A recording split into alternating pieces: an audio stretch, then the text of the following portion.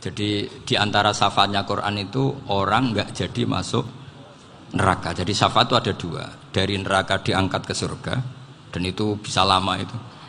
Tapi kalau syafaatnya Quran itu yang belum masuk neraka supaya nggak jadi masuk neraka. Karena neraka juga punya aturan, dia juga kena aturan fikih. Jadi, lo betul ini, saya ada guyon. Jadi kena konstitusi apa? Fikih. Sama tak ceritani syafaatnya Quran itu ada orang itu beling itu fasik. Itu dia hafal surat Tabarok. Hafal betul. Tabarakalladzi biyadihil mulku wa huwa ala kulli syai'in qadir alladzi khalaqal mauta wal hayata. Pertanyaannya gini, boleh enggak orang menginjek surat Baqarah? Boleh enggak? Enggak. Padahal orang hafal Quran itu artinya ayat itu ada di hatinya. Fa inna wa ta'ala la yu'adzibu qalban wa al-Qur'ana. Allah tidak akan menyiksa hati yang menyimpan Quran, yang jadi flash disknya Quran, yang jadi rekaman Quran. Singkat cerita orang ini hafal. Pas ketemu Mungkar Nakir prosedur kan, ini orang fasik mau diantemin sama Mungkar Nakir. Prosedur ya, dia kan prosedur standar. Si surat Tabarok akhirnya menjelma jadi seseorang yang gagah berani. Kamu nggak boleh nyiksa orang ini. Saya ini kalamullah. Kalau kamu nyiksa dia berarti nyiksa saya. Kamu berani sama kalamullah. Wah ya tidak berani jadi Mungkar Nakir. Tapi orang itu nakal, harus saya gebukin. Tapi kata Quran tadi, tapi saya di situ pasti kena saya. Oh debat, nggak ada lajnahnya, ini nggak ikut. Kalau Gus Wirjon ikut jadi lajnah. Kalau jadi lajnah pasti kroninan. Kalau santrinya dimenangkan nanti. Akhirnya debat. Ya sudah kita ketemu Allah. Akhirnya Mungkar Nakir sama Quran tadi surat Tabarok datang sowan sama Allah. Terus kata Allah, memangnya kenapa Mungkar Nakir? Saya harus nyiksa dia karena dia fasik ya Allah. Memangnya kenapa surat Tabarok? Saya ada di situ. Menurut aturan orang tuh nggak boleh injak-injak Quran. Kalau dia nutuk saya, nutuk Quran, itu harus dikasih tahu fikihnya Mungkar Nakir. Akhirnya Allah ngendikan gini ke surat Tabarok. Ya sudah terserah kamu. Kalau terserah kula Gusti, Mungkar Nakir nggak boleh nyentuh orang ini. Ya sudah selamat. Sehingga terus itu sama baca di termasuk mujizatnya surat Tabarok di tafsir Ibnu Katsir banyak. Karena tadi logikanya malaikat itu juga kena aturan fikih. Sehingga banyak ulama termasuk Said Muhammad ngendikan pertanyaan Mungkar Nakir itu tidak semua orang kena. Kalau semua orang kena nanti kalau tanya Nabi Muhammad, waman nabiyuka? Kacau kan jawabnya. Nabi kamu siapa? Lu saya ini nabi. Ya kan? Lah nanti kalau pas ketemu Nabi Ibrahim, waman abuka? Jadi repot kan? Makanya ada kiai yang guyon kalau ditanya, "Marebuka?" Saya ini guru tauhid sembrono. Saya ini ngajar Ummul Barohin, kamu tanya marebuka. Masyhur itu keramatnya Imam Malik itu. Ada Ashabu Malik, rajulun min ashabi Malik. Beliau ditanya Mungkar Nakir, "Marebuka manabiuka?" Imam Malik datang, ini seumur-umurnya itu ngajar tauhid. Kamu bedai enggak sopan kamu. Dan kita berharap barokah sampean ngaji nanti itu. Yes. Malaikat itu anak sungkane gitu. Jadi itu ada. Dan saya meskipun guyon itu serius. Bedanya orang alim sama ndak itu di situ.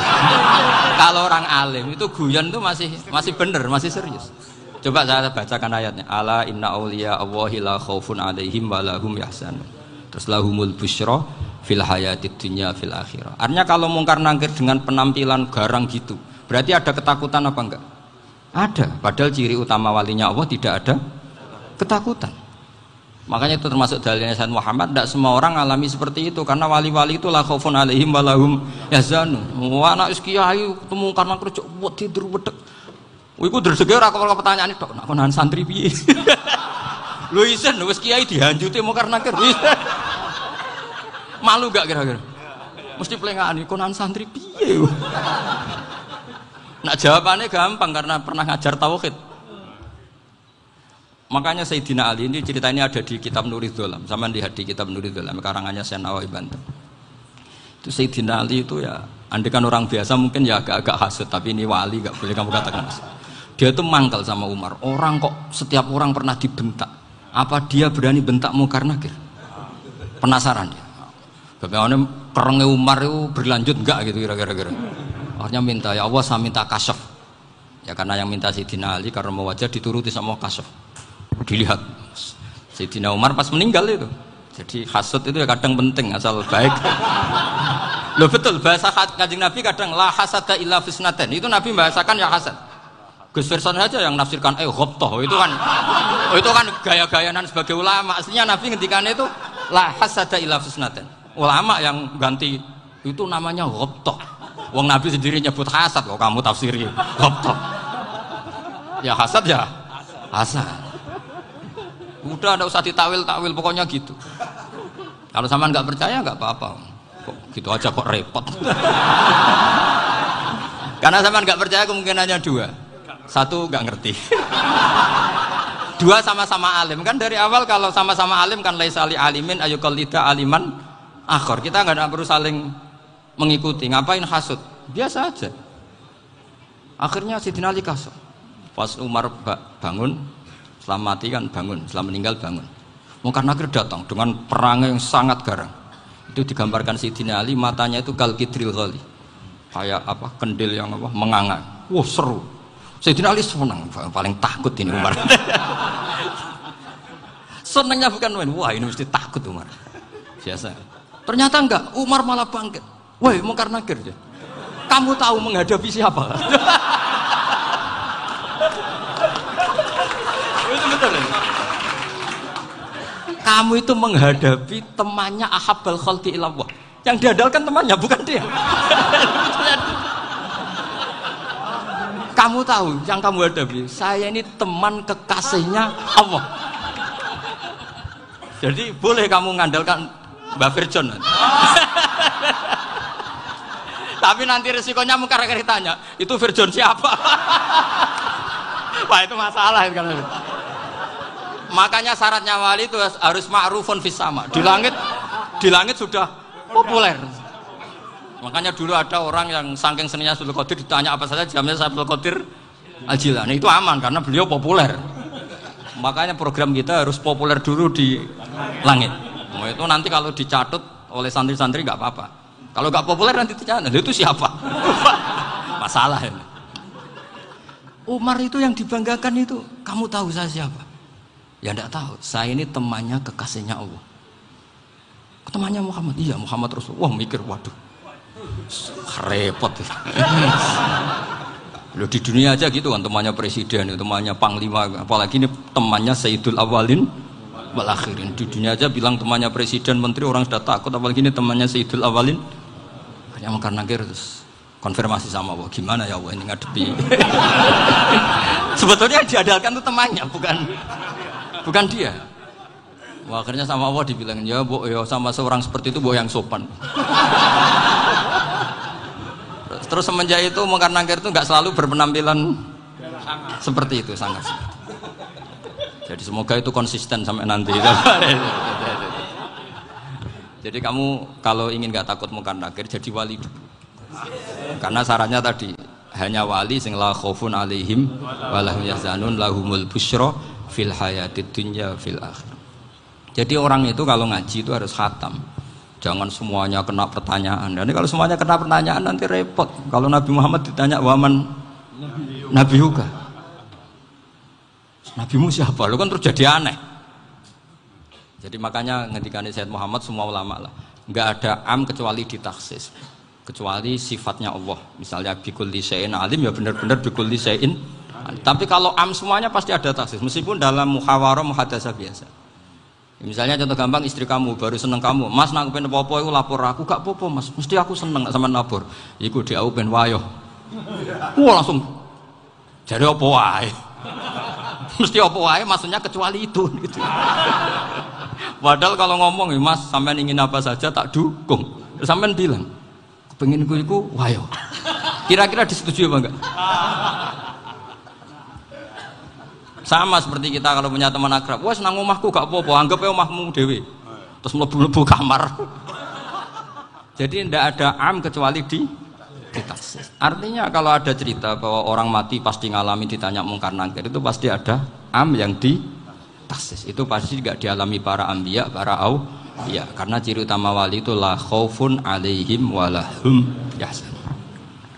Kemudian saya yang mau cerita ya supaya sampean bisa menghadapi dunia global ini, tak bawa tafsir Munir termasuk tadi.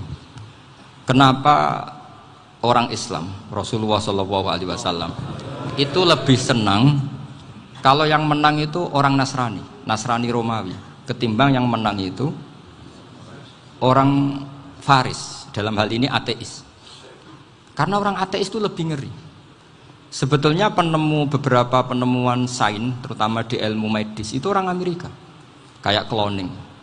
Tapi orang Amerika itu masih dilarang oleh gereja untuk mengaplikasi. Karena nanti bayi cloning itu dipakai suku cadang. Di Amerika masih ditentang oleh fatwa-fatwa agama baik Islam maupun Kristen. Tapi di Cina itu dipraktekkan karena nggak ada halangan agama. Di Cina itu biasa ada kondom diolah lagi jadi alat-alat aksesoris. Di Amerika tidak ada karena masih ada agama, masih ada larangan. Sehingga orang Islam itu lebih takut kalau yang menang itu Persia, karena terus cara berpikir ternyata Tuhan itu tidak ada, langit nggak ada perannya. Jadi ketika yang menang Nasrani masih berpikir itu pertolongan Tuhan, meskipun mungkin cara mengatakan Tuhan beda dengan kita. Tapi ada satu kesamaan bahwa kekuatan samawi itu ada. Nah, itu disebut ghulibatir rum fi adnal ardi wa hum min ba'di ghalabihim sahlibun. Di sini diterangkan oleh Syekh Nawawi supaya kamu tidak salah paham. Sebetulnya kamu katakan misalnya wah itu paham liberal, sebenarnya saya tidak tersiksa. Cuma takut yang mengatakan seperti itu cek goblokir atau ngaji gitu. Itu aja masalah saya. Ini saya baca ini karangannya Syekh Nawawi karena tadi kata Mbah Firjon ngaji itu harus sama orang yang bersanad. Saya ini kalah sama beliau itu berkali-kali. Secara nasab saya harus manggil Mbah. Secara silsilah ilmu saya juga kalah lagi. Saya sering disewani sama cucu-cucu Syekhona Khalil. Kiai Siddiq itu termasuk murid dekat beliau Syekhona Khalil. Kalau itu berarti kan Gus Firjon, Ahmad, terus Mbah Siddiq. Mbah Siddiq ngaji Syekhona Khalil. Syekhona Khalil itu pernah ngaji langsung sama Sayyid Zaini Tahlan. Berarti beliau dari Sayyid Zaini Tahlan itu baru generasi kelima. Sementara saya itu sudah ke-7 atau ke-6. Saya, Mbah Mun, Mbah Karim misalnya, Mbah Hashim, Mbah Mahfud Termas, Sayyid Abi Bakar Sato yang ngarangnya Anatul Thalibin, baru Sayyid Zaini Tahlan. Berarti saya ke-7, kalah lagi. Tapi untuk jadi wali biasanya cepat saya. Karena syaratnya jadi mbah itu ngalah demi putu. Jadi kalau beliau ngotot, saya dulu Gusti, saya mbahnya. Wah itu mbah yang nggak baik. Pasti jatahnya dikasihkan apa? Cucunya dulu. Makanya Abdul Muthalib itu orang yang dapat wangsit, tapi yang jadi nabi itu cucunya. Jadi dalil saya banyak. Sebenarnya Abdul Muthalib itu sudah sering dapat wangsit. Karena saya bahasakan wahyu, nabi yang protes, enggak nabi kok dapat wahyu. Tapi sebetulnya Abdul Muthalib itu masyhur. Kalimat-kalimatnya menunjukkan bahwa beliau itu sudah dapat wahyu kalau nanti cucunya itu jadi apa? Nabi. Makanya senangnya bukan main Abdul Muthalib sama Rasulullah. Putu seneng, mbah seneng putu. Jadi mungkin, jadi sampean enggak usah protes loh. Yang jadi wali kok cucunya. Dulu betul. Dulu Mbah Hamid Pasuruan itu kalau Mbah Ahmad Siddiq ke sana, Mbah Hamid Pasuruan kalau manggil Mbah Ahmad Siddiq itu paman. Tapi pamannya minta ijazah ke ponaan. Apa ya gara-gara itu memang. Kalau itu masih berlaku, apa? Ngalah tadi. Kayaknya masih, apa? Hawane masih. Hawane masih. Karena melihat tren-tren langit masih gitu kayaknya masih. Masih itu. Ya, tapi mbahnya tetap dapat jatah, tenang saja nanti. Tapi memang sebaiknya mbah itu legowo. Rasulullah Muhammad SAW itu terkenal min dzurriyyati Ibrahim. Tapi kata Rasulullah, ana dakwatu Ibrahim wa bisyaratu Isa. Aku nganti ngene iki barokah dongane Nabi siapa? Ibrahim. Jadi dongane Nabi Ibrahim nggih tiba teng putu. Jadi banyak bukti bahwa jatuhnya ke putu gitu. Tadi saya di kamar sama beliau berduaan. Nih Mbah sing dadi wali dhisik ndi? Aku wae Mbah. Cocokan tadi. Nah, kenapa saya akhir-akhir ini gulirkan daftar wali? Kenapa? Saya ini resah ya, orang sudah ingin dicintai pejabat, dicintai tetangga, dicintai teman. Tapi kadang-kadang orang lupa lagi dicintai Allah. Makanya saya meskipun guyon, tapi ini amdan, bukan sahwan. Supaya orang punya cita-cita lagi jadi wali, ingin dicintai Allah. Kita ini terlalu lama ingin dicintai makhluk. Mbok ya naik kelas sedikit lah. ingin dicintai Allah Subhanahu wa Ta'ala. Meskipun saya guyon, tapi tadi guyon saya tuh lebih serius ketimbang serius Anda. Karena tak pikir. Saya tuh kalau pergi itu seneng ngebis, bukan karena saya tidak punya mobil, tapi saya sering mau butuh itu supaya gak diganggu. Karena saya tuh harus punya waktu sendiri. Kalau bis kan ketemu orang nggak kenal, tapi sekarang ya agak susah, banyak yang kenal. Dan susahnya lagi gak minta ijazah, minta foto. Aduh, repot tuh. Mau dibenci itu umatnya Rasulullah Shallallahu Alaihi Wasallam. Mau disetujui itu sanatnya mana? Kalau ketemu orang alim minta apa? Foto. Itu nggak ada sanatnya. Nggak tahu saya itu mazhab dari mana itu. Ya mazhab milenial yang jelas itu kan.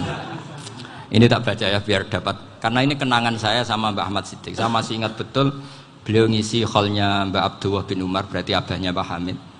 Karena mbah saya itu Fatimah binti Khalid bin Umar, kalau Mbak Hamid itu Hamid bin Abdullah bin Umar. Itu saya masih ingat betul zaman itu Mbak Hamid siap khol di Lasem itu rawuh, dan saya derek mbah saya karena masih misanan datang ke Lasem. Itu beliau pas itu ngisi sama Mbah Mun. Mbah Mun masih muda, Ki Ahmad Siddiq sepuh senior. Itu beliau cerita bahwa dulu ketika Indonesia dijajah Jepang itu para kiai mimpi dibacakan ayat khulifatir rum fi adnal ardi wa hum min ba'di ghalabihim salim. Terus ada kiai yang tanya, takwilannya gimana? Ya nanti Jepang pulang bukan karena kita yang mengalahkan, tapi Jepang ada yang mengalahkan sendiri meskipun tidak kita.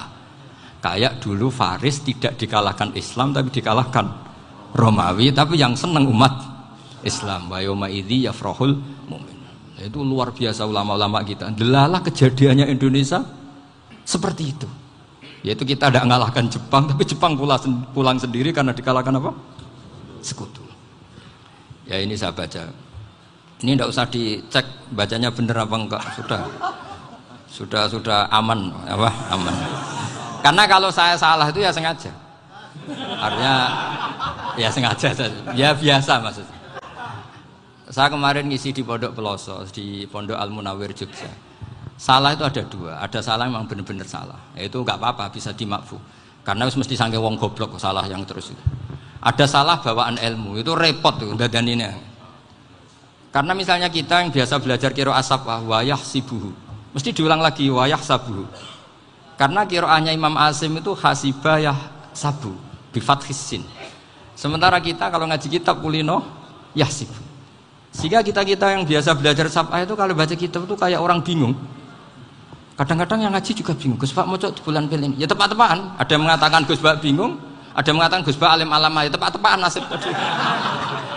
Karena memang ya sabah memang seperti itu. Misalnya kufuan. Kufuan itu Imam Asim baca kufuan. Tapi beliau punya murid namanya Syu'bah. Itu kalau baca kuf'an.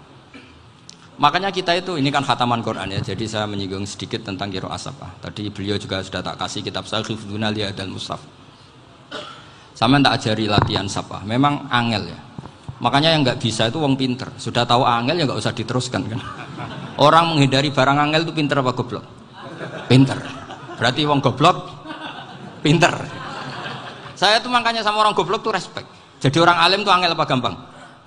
Angel. Menghindari barang angel pinter apa goblok? Loh, orang menghindari barang angel pinter apa goblok? Pinter. Berarti wong goblok pinter. Jadi saya sama orang-orang goblok itu respect. Sudah tahu jadi orang alim angel ya barang angel ya harus dihindari.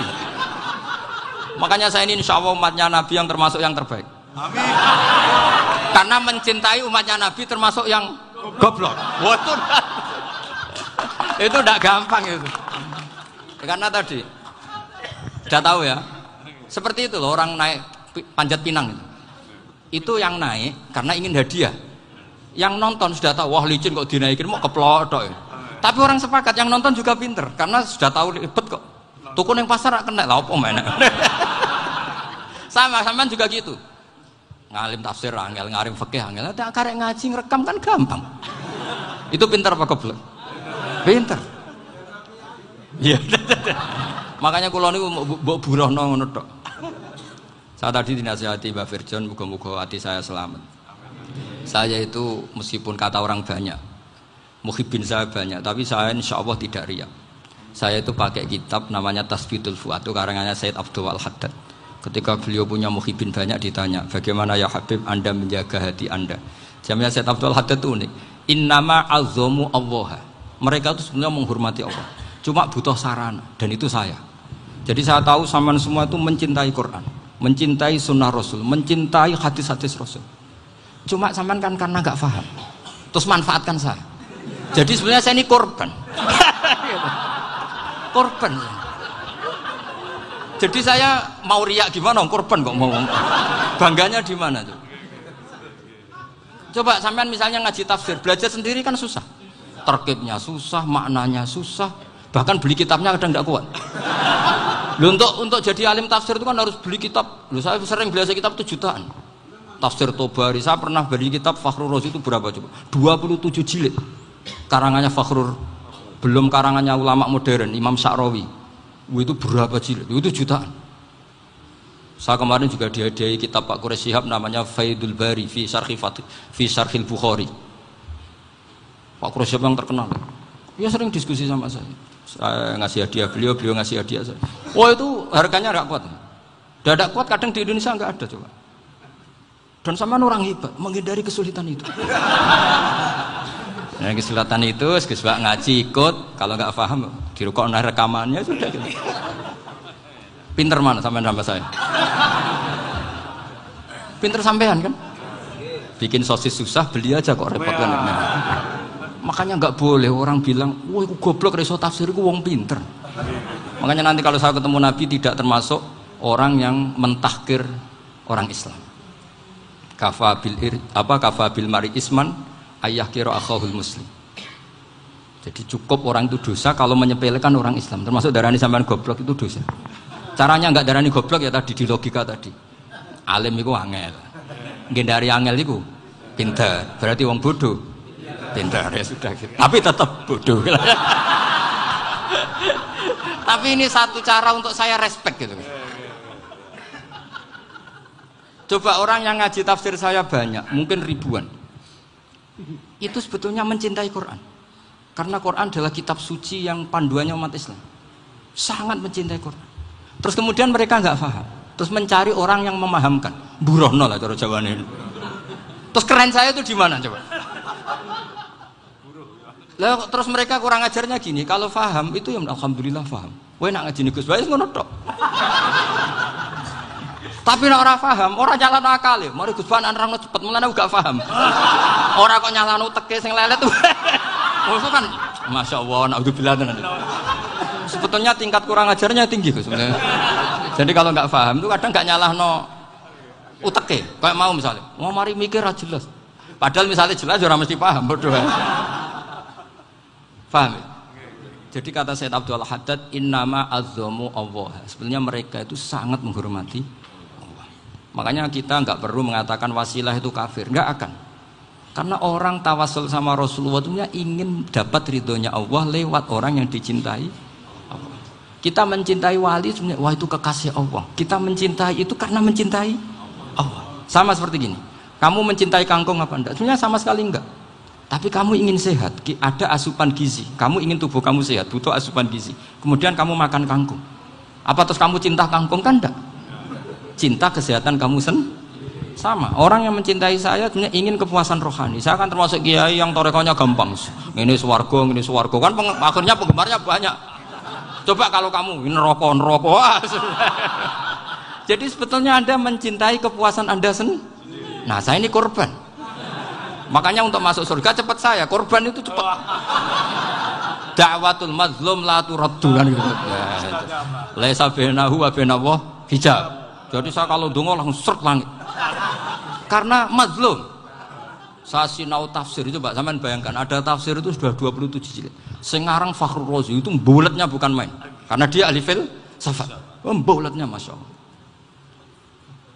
Sudah gitu sinau Jalalain kadang dikomen oleh Sawi. Sudah kita percaya Jalalain boleh dibully Sawi.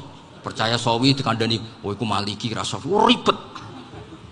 Sudah gitu sinau Qurtubi, sinau tafsir Tobari itu susahnya. Belinya susah, belajarnya susah. Padahal saya punya keluarga, punya istri, punya anak. Bayangkan kalau istri saya rewel kayak istri sampai. Wah itu. Tapi alhamdulillah enggak. Sama sekali enggak. Allah sudah milihkan, wah ini bahaya kalau punya istri rewel. Imam Sibawai itu kitabnya banyak, tapi yang terbukukan hanya kitab Sibawai. Karena beliau kalau sudah belajar lupa istri. Hanya pas beliau di pasar, kitabnya dibakar semua sama istrinya. Karena dianggap saingannya. Ternyata yang dicerai tidak kitabnya, malah istrinya. Itu Imam siapa? Tapi alhamdulillah kitab saya nggak terbakar, aman. Saya teruskan ya. Jadi untuk menjaga riya dilatih innama azzamu Allah. Sebenarnya mereka itu menghormati Allah. Sehingga wasail-wasail itu sebenarnya nggak pernah jadi subjek pelaku utama, tetap Allah. Sebab itu kata Sayyid Muhammad, kamu kok mengatakan wasilah itu kafir itu gimana? Ketika innallaha qad ba'atsa lakum taluta malika. Talut itu ya manusia. PD-nya itu apa? Inna ayata mulkihi ayyatiyakumut tabut fihi sakinatum mir rabbikum wa baqiyatum mimma taraka alu Musa wa alu Haruna tahmiluhul malaika. Jadi beliau PD itu kalau bawa sunduk semacam peti sakti, sing di situ ada baqiyatum mimma taraka alu Musa wa alu Haruna tahmiluhul malaika. Ya kayak semacam jimat. Tapi saya bukan mensyariatkan jimat enggak, karena nanti banyak penjual yang pembohong juga gitu loh. Cuma cerita, kamu tidak usah mengatakan kafir. Dulu Talut PD-nya kalau bawa sunduk semacam peti kesaktian yang di situ ada baqiyatum mimma taraka alu Musa wa alu Haruna tahmiluhul malaika. Sehingga Khalid bin Walid meskipun beliau sahabat dan menyaksikan wajah Rasulullah SAW, itu bawa sya'aratun min sya'aratihi Rasulullah SAW, bawa rambutnya Nabi. Perang kemana-mana itu diletakkan di pecinya. Nanti sama tanya lagi, masa pakai peci Khalid bin Walid ini? Wah panjang, sampai itu repot. Sampai tak warai ngaji usul fikih. Usul fikih itu kalau ngaji itu ada istilah tangkihul manat. Ini mesti ini wilayah yang kita bisa berdebat sama Mbah Firjon. Dulu itu musuh saya karena saya makili Anwar, beliau makili Peloso. Tapi tahu-tahu kalah tua terus saya mengundurkan diri. Di fikih itu ada istilah, ada tangkihul manat, ada tahqiqul manat, ada tangkihul manat. Tangkih itu kira-kira gini, lafadz hadis itu dibuang sekian untuk tahu bahwa itu madarul hukmi. Misalnya gini, tak beri contoh paling gampang. Saman harus paham, kalau nggak paham nggak pinter-pinter. Ja'a a'rabiyun ila Rasulillah sallallahu alaihi wasallam. Ya karena ini menghormati Mbah Ahmad Siddiq, saya orang alim, jadi ngaji ini tetap ada suasana alim. Ya harus ada suasana alim. Nggak perlu jadi orang alim tadi, susah. Sudah ngedari susah itu pintar. Sudah itu aja. Jadi orang alim susah, ngedari barang susah pintar. Berarti orang tidak alim pintar. Nah, meskipun tetap sudah itu pegangi sampai mati nanti. Loh, jadi orang alim itu repot. Itu kata Imam Ghazali, kalau orang alim kalau mau masuk surga itu sama Allah nggak boleh. Kif, kamu nggak boleh langsung masuk surga. Coba cari umat kamu, syafaati dulu. Nah, saya takut nyari sampean nggak bisa kembali. Saya tidak punya rencana itu. Pokoknya mau masuk. Golek sampean kuaduan balik raroh dewe, wah repot nanti saya. Berat jadi orang alim itu berat. Ya saya teruskan ya. Ada tangkihul manat. Ja'a a'rabiyun ila Rasulillah sallallahu alaihi wasallam. Faqala ahlaktu wa ma ahlakaka qal waqatu imraati fi nahari Ramadan. Ya cerita, saya ini rusak ya Rasulullah. Kenapa? Karena saya menjima istri saya fi nahari Ramadan. Kata Nabi, kamu harus bayar kafarah. Napa Nabi kafarah? Puasa 2 bulan. Wong baru 1 hari aja terjadi gitu kok disuruh puasa 2 bulan. Ya tidak kuat ya Rasulullah. Baru berapa hari saya puasa aja kecelakaan seperti itu. Apalagi kalau sampai 2 bulan. Tidak ya Rasulullah. Ya sudah kalau gitu kamu pertama ngasih makan apa? Itqu raqabah kan, pertama merdekakan budak. Tapi kan sekarang nggak ada budak makanya terus sekarang langsung puasa. Wah ini nggak bisa semua. Ya sudah ngasih makan orang 60. Kasihkan siapa ya Rasul? Ya orang fakir. Saya ini paling fakir. Di kampung saya ini orang paling fakir. Jadi mulai dulu orang fakir itu hubungan suami istri itu paling lancar. Mulai dulu. Makanya orang fakir itu anaknya banyak. Karena hiburannya hanya itu. Wong Ramadan aja. Coba mau ke ATM nggak punya uang, mau antri di bank nggak punya, mau apa coba? Itu mulai dulu. Ini sanatnya mutasil. Wah, akhirnya sudah sanksinya kan tadi ya itqu raqabah atau puasa 2 bulan berturut-turut atau ngasih makan 60 orang miskin. Lalu kata ahli usul fikih, kata a'rabi dibuang, nggak menjadi catatan hukum. Orang kota pun kalau melakukan itu juga kena sanksi yang sama. Imro'atahu juga dibuang. Andai kan itu dilakukan untuk amatnya juga ketentuannya sama. Nah sekarang perdebatan antara Imam Syafi'i dan Imam Malik begini. Sekarang pertanyaan gini, jima istri itu hukumnya boleh apa haram? Boleh kan? Lalu kalau ada orang tanpa udzur kemudian makan siang-siang, cara Imam Malik hukumnya sama, harus kena sanksi yang sama. Karena sama-sama hadku hurmati Ramadan bi ghairi udzrin syar'iyyin. Sama-sama merusak hukum Ramadan tanpa udzur syar'. Lu jima itu tidak zina. Kan hukumnya jaiz. Nah, sekarang makan hukumnya jaiz, harusnya juga kena ketentuan yang sama. Cara pikirannya Imam Malik. Lah alhamdulillah Imam Syafi'i gak setuju. Wah, cara setuju repot. Bahkan orang-orang Syafi'i sudah punya khilaf, kalau gitu minum dulu. Iya, biar gak kena. Iya, biar iftarnya pakai minum. Setelah minum baru jima kan. Ini sudah menyiapkan khilafnya. Ini khas Syafi'i ini, bongsong rekayasa hukum. Nanti bisa belajar jauh cara ngakali hukum. Makanya guyonan yang masyhur Gus Dur itu gitu. Ada seorang kiai atau Gus lah, ya punya salah, namanya manusia kan punya salah, entah cangkruk entah apa, pokoknya punya salah. Ada wartawan yang ngiranya semua kiai itu orang suci, sehingga tanya sama Gus Dur, Gus itu ada kiai kok, ya pokoknya salah lah. Tapi jangan bayangkan dosa besar, enggak, kecil-kecil aja. Itu gimana itu? Padahal kiai kan orang suci. Jawabnya Gus Dur lucu. Ya justru yang boleh salah itu para kiai. Kalau kamu nggak boleh. Loh, kok bisa Gus? Karena mereka tahu caranya tobat. Repot. Kalau kamu nggak tahu caranya. Sama pelanggaran hukum itu ya harus pakar-pakar hukum. Itu yang tahu caranya rekayasa. Kalau kamu ya kena pasal kan ya.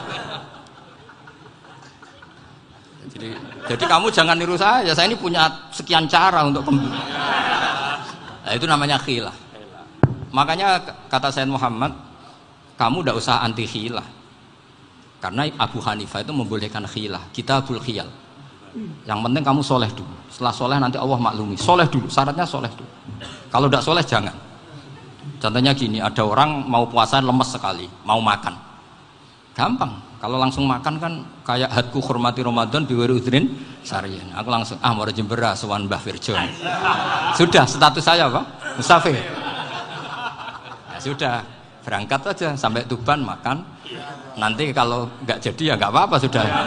Kan mulai pergi sudah musafir. Saya tidak tahu nanti malaikat tertarik gebuki nggak tahu. Tapi itu ada khilahnya. Asal soleh lah. Karena kata Sayyid Muhammad dan semua kitab mengatakan itu. Kalau sama nggak tahu ya kebablasan. Nabi Ayub, yang terkenal Gudiken itu siapa? Ayub ya. Itu yang Israiliyatnya akan seru. Gudiken dikukur bek kreweng itu terlalu lah kalau itu. Untuk kreweng konti ning Arab ora ono kreweng itu sudah masalah itu.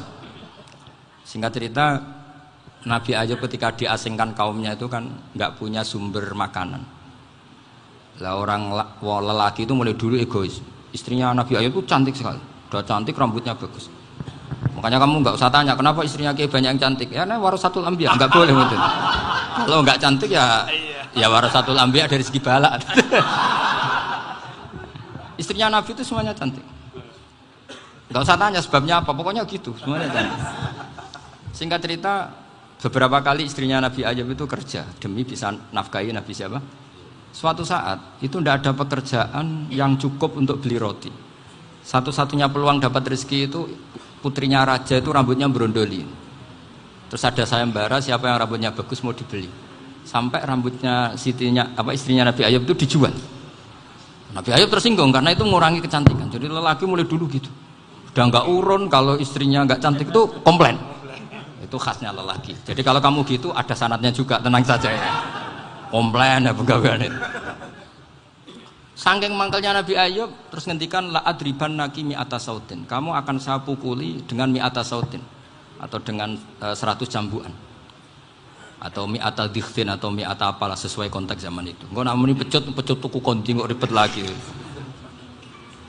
Singkat cerita akhirnya ketahuan bahwa istrinya menjual itu demi Nabi Ayub.